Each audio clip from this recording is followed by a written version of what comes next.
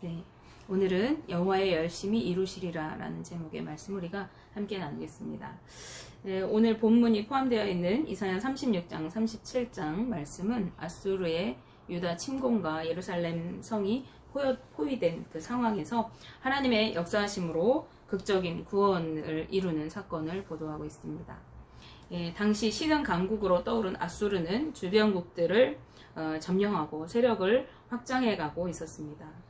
이미 북이스라엘은 아수르에게 점령을 당했어요. 그래서 유다의 히스기야 왕은 애굽을 비롯한 주변국들과 이제 동맹을 맺어가지고 반아수르 정책, 아수르를 경계하는 정책을 펼치게 되어집니다. 그런데 정작 아수르가 유다를 침략해오자 그는 은금을 가지고 또 재물을 가지고 그 상황을 모면하려고 합니다. 열왕기하 18장 14절 말씀에 유다의 히스기야가 라기스로 사람을 보내어 아수르 왕에게 이르되 내가 범죄하였나이다. 나를 떠나 돌아가소서. 왕이 내게 지우시는 것을 내가 당하리이다 하였더니 아수르 왕이 곧 은 300달란트와 금 30달란트를 정하여 유다와 히스기야에게 내게 한지라 라고 기록하고 있어요. 이제 반아수르 정책을 쓰고 있었는데 아수르가 이제 유다에 이렇게 쳐들어오니까 내가 잘못했습니다. 당신이 시키시는 대로 내가 조공을 바치겠습니다. 라고 하는 거죠. 그랬더니 은 300달란트, 금 30달란트를 이제 정하고 유다에게 히스기야 왕에게 이렇게 내도록 이렇게 하는 것이에요. 그래서 히스기야 왕이 이 아수르가 제시한 그 조공을 바치기 위해서 성전에 있는 그리고 왕궁에 있는 은을 모두 그 아수르에게 내어주게 됩니다. 뿐만 아니라 성전 문에 그리고 각 기둥에 입혔던 금들을 다 이렇게 벗겨다가 아수르에게 바치게 되어집니다. 그런데 이 유다를 쳐들어온 아수르가 이제 그 은금을 먹고 떨어질 리가 없죠. 그래서 사네립이 또다시 다르단과 랍사리스 그리고 랍사게를 명하여서 이제 대군을 이끌고 큰 군대를 이끌고 예루살렘으로 올라가서 히스기야 왕을 치라고 명령하였습니다. 사네립 왕은 이 랍사게를 시켜서 유다 히스기야 왕이 믿고 의지하는 애굽 등의 여러 동맹국들 그들이 이 유다를 구원해주지 못할 것이라고 막 비방하는 말들을 쏟아내게 돼요. 그런데 그 세력들만 비방하는 것이 아니라 여호와 하나님을 비방하는 거예요. 그래서 하나님도 그 이스라엘 유다 민족들을 구원할 수 없을 것이라고 이렇게 비방하는 그 내용들을 이렇게 선포하게 됩니다. 이사야 36장 14절에서 16절 앞부분 말씀에 보시면은 왕의 말씀에 너희는 히스기야에게 미혹되지 말라. 그가 능히 너희를 건지지 못할 것이니라. 히스기야가 너희에게 여호와를 신뢰하게 하려는 것을 따르지 말라. 그가 말하기를 여호와께서 반드시 우리를 건지시리니 이 성이 아수르 왕의 손에 넘어가지 아니하리라 할지라도 히스기야의 말을 듣지 말라. 라고 이렇게 말합니다. 너희 하나님은 너희를 구원할 수 없어. 열방에 있는 많은 신들이 자기의 나라를 구원하지 못했는데 너희 하나님이 뭐라고 너희를 구원하겠냐 이렇게 말하고 있는 거예요. 그러면서 아수르에게 항복하면은 갖가지 이 포도와 무화과를 먹게 할 것이다. 또 자기 우물물을 마실 수 있게 할 것이다. 너희를 곡식과 포도주와 떡과 포도원이 있는 땅으로 옮겨주겠다. 좋은 땅으로 옮겨주겠다라고 얘기하고 있습니다. 즉 너희가 먹고 마실 것 걱정 없이 살도록 해줄 테니까 항복해라 이런 뜻입니다. 그러면서 멸망한 다른 나라의 신들처럼 여호와 하나님이 예루살렘을 강국인 아수르의 손에서 건지지 못할 것이라고 거듭거듭 강조하고 있는 것입니다. 이 말을 들은 유다의 왕궁을 맡은 엘리야김 그리고 서기관 셈나 사간 요아가 이 랍사게를 맞아서 이제 나가 있었는데 그 이야기를 듣는 순간 자기 옷을 찢으면서 왕에게 막 달려갔어요. 그래서 랍사게가 이런 말을 하면서 우리를 조롱합니다 라고 이렇게 전해주었습니다. 그래서 이 말을 들은 히스기야 왕은 자기 옷을 찢고 굵은 배를 입고 여호와의 전에 나갔다라고 성경은 이야기해요. 자기 옷을 찢고 굵은 배를 입었다 하는 것은 회개하는 그런 모습을 상징해요. 그래서 이 히스기야 왕이 하나님 앞에 회개하러 나갔어요. 뭘 회개했을까요? 은금을 의지해서 열방 강국을 의지해서 나라를 지키려고 했던 그런 모습들을 아마 회개하지 않았을까요? 그리고 회개하고 나아간 이 히스기야 왕이 이제 자기 대신들을 이사야에게 보내서 하나님께 유다에 남아있는 자들 지금 이 남아있는 이스라엘 민족들을 위해서 함께 기도할 것을 요청합니다. 그러면서 히스기야는 아수르의 침략 사건, 지금 이렇게 적의 침략을 받은 것은 하나님의 징계로 인한 환난과 책벌이고 그리고 아수르에게 우리 이스라엘 민족 유다가 능욕을 당하는 그러한 사건이다라고 이렇게 자각하고 있어요. 그렇기 때문에 회개하면서 함께 기도해 줄 것을 요청하고 있는 것입니다. 그런 그에게 하나님은 이제 이사야를 통해서 두려워하지 말라라고 말씀하고 계십니다. 37장 6절 7절 말씀입니다. 이사야가 그들에게 이르되 너희는 너희 주에게 이렇게 말하라. 여호와께서 이같이 말씀하시되 너희가 들은 바 아수르 왕의 종들이 나를 능욕한 말로 말미암아 두려워하지 말라. 보라 내가 영을 그의 속에 두리니 그가 소문을 듣고 그의 고국으로 돌아갈 것이며 또 내가 그를 그의 고국에서 칼에 죽게 하리라 하셨느니라 하니라 라고 말씀하십니다. 무슨 말이냐면 이 아수르가 능욕하고 막 하나님을 조롱하는 그 말 때문에 너희가 전혀 두려워할 것이 없다. 내가 그들을 고국으로 돌려보낼 건데 하나님이 영을 보내셔서 영을 그 속에 두셔서 그들이 소문을 듣게 하고 두려움에 떨게 하고 고국으로 돌려보낼 건데 그 고국에서 이제 이 왕은 아수르의 왕은 사네립은 죽임을 당할 거다. 이 랍사게는 죽임을 당할 것이다 라고 이렇게 말씀하고 있는 거예요. 자, 하나님께 기도하고 말씀을 들었어요. 그런데 말씀과는 다르게 하나님 응답하셨는데 응답과 다르게 아수르의 사네립 왕은 다시 돌아가던 랍사게를 만나고 또 다시 사람을 보내가지고 유다의 히스기야 왕을 또다시 조롱합니다. 하나님이 예루살렘을 아수르의 손에서 건져내지 못할 것이라고 또다시 말하고 있습니다. 우리는 가끔 우리가 기도하고 응답을 받았는데 그 응답 나 이제 분명히 응답 받았어요. 그런데 현실의 상황에서 그것이 즉각적으로 이루어지지 않을 때가 있습니다. 분명히 하나님께서 내가 기도할 때 마음의 평안도 주시고 이거 해결해 주실 거라는 확신도 주셨어요. 그런데 삶으로 돌아오니까 여전히 그 문제는 그냥 있는 거죠. 그럴 때 우리가 해야 할 일은 무엇일까요? 그럴 때 우리는 여전히 주님을 의지해야 하는 것입니다. 더욱더 주님을 신뢰하면서 그분께 나아가야 하는 것이죠. 히스기야 왕은 아수르 왕이 보낸 사자들이 이제 비방글을 막 써가지고 가지고 왔어요. 그 글을 전달받았어요. 그것을 읽고 난 다음에 여호와 앞에 그것을 다시 펼쳐놓고 기도하기 시작했습니다. 그런데 히스기야 왕이 기도할 때 그는 먼저 하나님의 주권을 인정하고 찬양하면서 여호와 하나님만이 유일하신 참 하나님이심을 고백하고 있어요. 이사야 37장 16절 말씀에 그룹 사이에 계신 이스라엘 하나님 만군의 여호와여 주는 천하만국의 유일하신 하나님이시라 주께서 천지를 만드셨나이다 라고 고백하고 있습니다. 그렇게 그의 기도를 시작하고 있어요. 그리고 이어서 사네립이 하나님을 조롱한 말들을 이제 주께 다 고하고 있어요. 주님 이렇게 그들이 주님을 비방했습니다. 하나님의 백성을 이렇게 비방했습니다. 유다의 남은 자들을 구원해 주셔서 이제 천하만국의 하나님이 정말 하나님 되심을 나타내시옵소서라고 이렇게 간구합니다. 20절 말씀이에요. 37장 20절 말씀. 우리 하나님 여호와여 이제 우리를 그의 손에서 구원하사 천하만국이 주만이 여호와이신 줄을 알게 하옵소서 하니라. 아멘. 우리를 구원하셔서 천하만국에 이제 하나님만 오직 유일하신 하나님이심을 다 드러내 주옵소서라고 이렇게 기도하고 있습니다.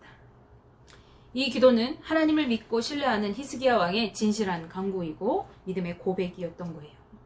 이번에도 하나님은 이사야를 통해서 그에게 응답해 주셨습니다. 먼저 하나님께서 아수르에 대한 말씀을 들려주세요. 사실 아수르 왕의 사네립이 열방을 이렇게 다 정복할 수 있었던 것, 열방을 다 멸하고 그 성을 돌무더기로 만들 수 있었던 것은 하나님의 계획하심, 하나님의 섭리하심 가운데 하나님이 열방을 심판하시는 도구로 이 아수르를 사용하고 계셨던 거예요. 그래서 이 37장 26절 말씀에 하나님께서 말씀하시는 말씀이 이래요. 내가 어찌하여 듣지 못하였느냐? 이 일들은 내가 태초부터 행한 바요 상고부터 정한 바로서 이제 내가 이루어 내가 견고한 성읍들을 헐어 돌무더기가 되게 하였노라. 하나님께서 태초부터 상고부터 하나님 모든 세상을 짓기 전부터 이것을 예정하셔서 견고한 성들을 아수르를 통해서 돌무더기가 되게 하셨대요. 이 중동 지역의 이 당시에는 그 나라를 멸망시키면 그 나라를 다 무너뜨려가지고 돌무더기를 만들고 거기에 새로운 성을 이렇게 세웠다고 그래요. 그래서 이 말은 무엇이에요? 견고한 성들을 무너뜨렸대. 왕국들을 아주 굳건한 나라들을 다 무너뜨리시고 그 나라 위에 이 아수르를 세우신 것은 하나님의 계획하심 가운데 있었다라고 말씀하시는 것입니다. 그런데 하나님의 섭리로 자신들이 그렇게 승리하고 있다는 것을 깨닫지 못했던 이 아수르의 사내립은 이제 자신이 승리를 막 승승장구하고 거두니까 교만해졌어요. 그래서 자신의 힘으로 그런 일들을 이루는 줄 알고 하나님을 모독하는 말을 막 하면서 기고만장했던 거예요. 그런 사내립을 향해서 하나님은 준엄하게 책망하시면서 그가 패배하고 고국 땅으로 퇴각해 갈 것을 선언하십니다. 그것이 29절까지 쭉 이어져서 나오고 있어요. 그리고 이제 유다는 오히려 구원을 얻게 될 것이었습니다. 하나님은 히스기야 왕에게 이 일이 이루어질 징조를 예언하시는데 그 말씀이 오늘 30절, 31절, 32절 말씀이에요. 30절 말씀에 왕이여 이것이 왕에게 징조가 되리니 올해는 스스로 난 것을 먹을 것이요 둘째 해에는 또 거기서 난 것을 먹을 것이요 셋째 해에는 심고 거두며 포도나무를 심고 그 열매를 먹을 것이니라 라고 말씀하고 있습니다. 징조라고 하는 것은 어떠한 일들이, 어떠한 사건들이 일어날 것을 미리 암시하는 신호입니다. 그래서 우리가 이렇게 드라마나 영화를 보면은 그런 징조들이 있죠.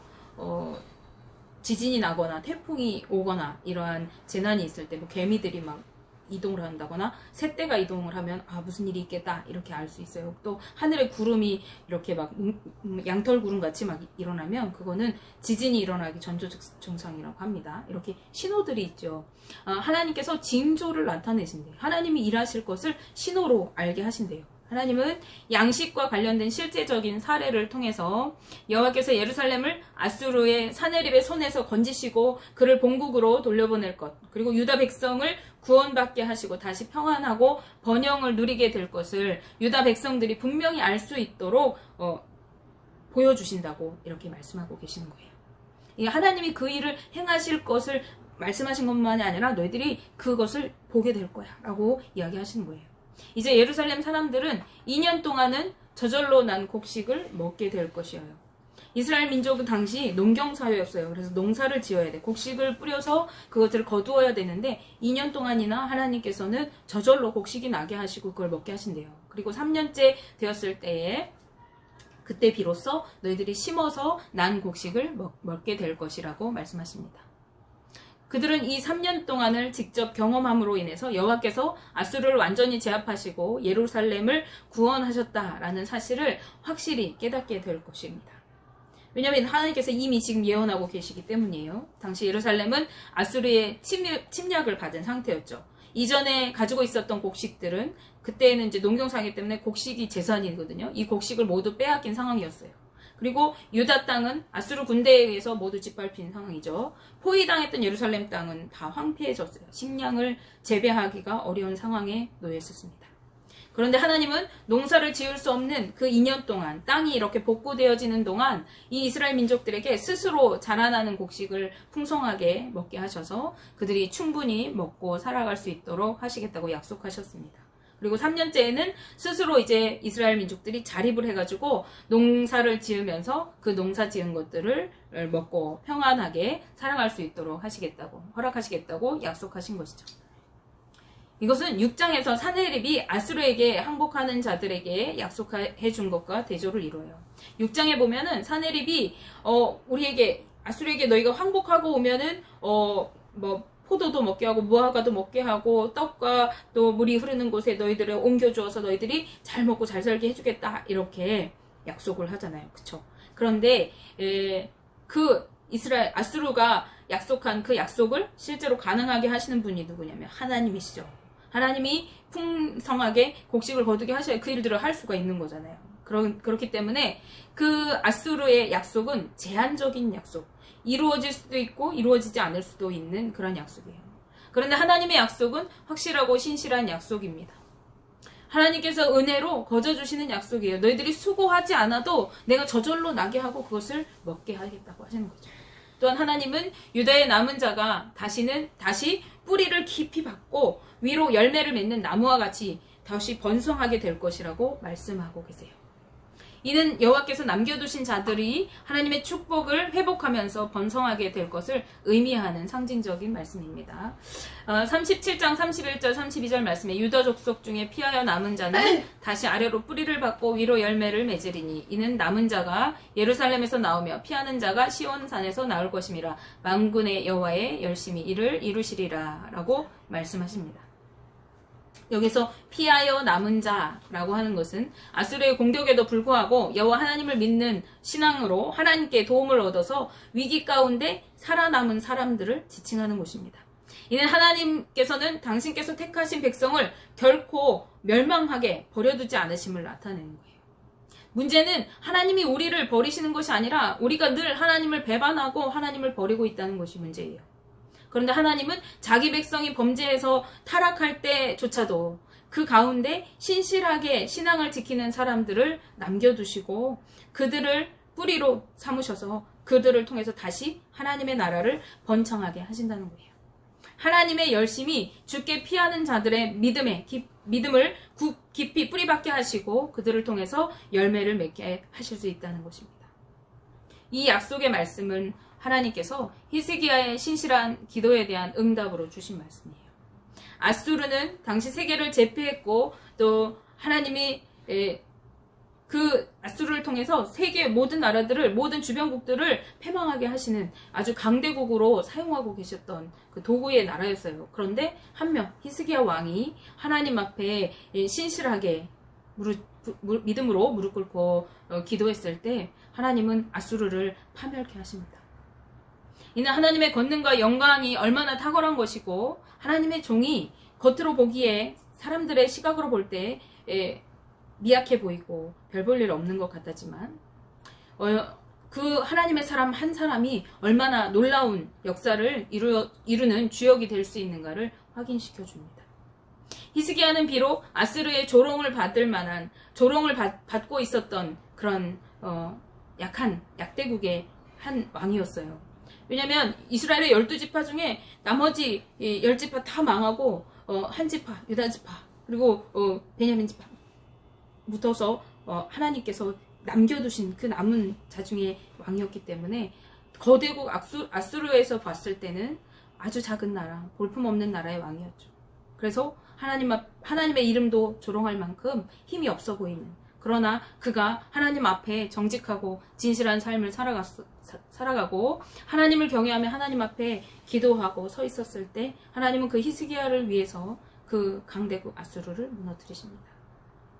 그런데 하나님은 히스기야의 기도만을 위해서 이 일을 하시는 것은 아니에요.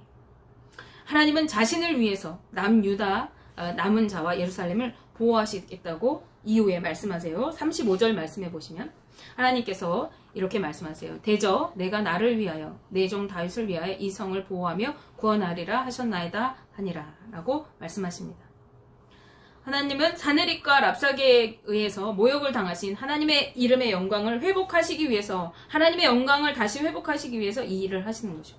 20절에 히스기야가 드린 기도가 우리 앞에서 나누었듯이 하나님 우리를 구원하셔서 하나님만이 온 천하 만국의 유일한 하나님 되심을 나타내 주시옵소서 이렇게 기도하고 고백했을 때 하나님은 당신 자신의 거룩한 영광을 위해 싸우시고 당신의 이름을 의뢰하는 이들의 기도를 들으시며 응답하시기 위해서 일하시는 것을 선언하고 계십니다. 그런가 하면은 마지막으로 하나님은 당신의 종 다윗을 위해서 예루살렘을 보호하며 구원하신다고 하십니다. 하나님은 당신의 택한 백성을 멸망하지 않으시고 그 남은 자들을 통해 하나님의 나라를 이루어 가시고 그분의 뜻을 이루시는 분이십니다. 하나님은 남겨진 유다 민족 중에서도 다윗의 계보를 통해서 예수 그리스도가 이 땅에 나게 하시고 그리고 그분을 통해서 하나님의 뜻을 이루시는 분이시죠. 하나님은 예수 그리스도를 이 땅에 나게 하시고 그분을 통해서 많은 구원의 열매를 이제 이루어 가실 계획을 가지고 계셨습니다. 하나님의 뜻을 이루시기 위해서 하나님은 예루살렘을 보호하시고 구원하실 것입니다. 그런데 하나님께서 다윗을 말씀하실 때 내 종 다윗이라고 이렇게 칭하고 계세요. 이것은 사람이 여호와 하나님을 통해서 들을 수 있는 최상의 호칭을 의미합니다. 원래 종이라고 할 때는 노예나 어떤 천한 신분을 의미하지만 하나님의 종이라고 할 때 하나님이 인정하시는 사람이라는 호칭이 돼요. 그래서 구약에서 내 종이라고 하나님께서 불러주신 그 사람들을 보면은 아브라함이나 모세와 다윗 같은 특별하고 위대한 인물에게 사용하고 계십니다. 따라서 이 예언은요, 하나님께서 특별히 당신의 종 다윗에게 사무엘하 7장 13절 말씀에서 그 다윗의 왕위가 영원히 견고하게 하리라고 하신 그 언약에 근거한 말씀이기도 합니다. 하나님은 다윗을 통해 그 왕위가 계속해서 이어지게 하실 것이고 그 왕위가 계속되는 가운데 이스라엘에 예수 그리스도를 나게 하시고 온 인류의 왕으로 예수님을 세우실 것이었어요. 하나님은 위기 가운데서도 당신을 믿고 신뢰하는 자들, 그분을 의지하며 기도하는 자들을 위해 그분의 열심으로 일하십니다. 또 그 일하심은 그 한 사람만을 위한 것이 아니라 하나님 본인의 영광과 그분의 뜻을 위해서 일하시는 것이기도 합니다. 우리는 어려움과 위기 가운데 놓일 때 내가 해결하려고 힘쓰는 것이 아니라 하나님을 믿고 그분께 내어 맡길 때 하나님의 당신의 택하신 백성을 향한 열심으로 일하심을 통해서 하나님의 영광을 드러내고 그분의 섭리를 이루어가는 그러한 하나님이 되시는 그 아버지를 만나는 믿음의 삶을 살아가게 되시기를 주님의 이름으로 축복하며